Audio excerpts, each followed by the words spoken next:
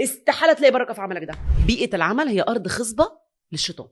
لو انت لقيت نفسك متوتر وزهقان ومخنوق، اعرف ان انت يعني انا بسميه كده الموظف المسحور المضحوك عليه من الشيطان، اللي هيفضل طول عمره يعيش في نفس الدايره. هو فاكر ان المشكله في الشغل، لا، ده المشكله فيه هو. ربنا سبحانه وتعالى قال لنا وقل اعملوا فسيرى مين؟ الله عملكم ورسوله والمؤمنون. صح كده؟ أيوة. طيب جزائي بقى هاخده من مين؟ من الله عز وجل.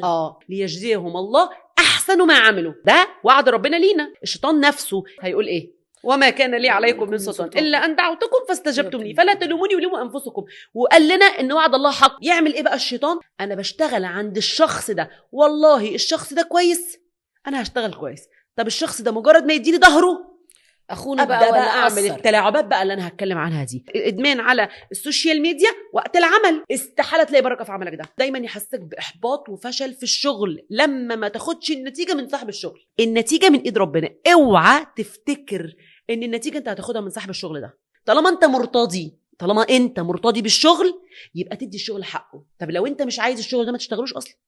بصي، اللي انا دايما اقوله والله، بيئه العمل دي بالذات هي ساحه اختبار من ربنا سبحانه وتعالى ليك.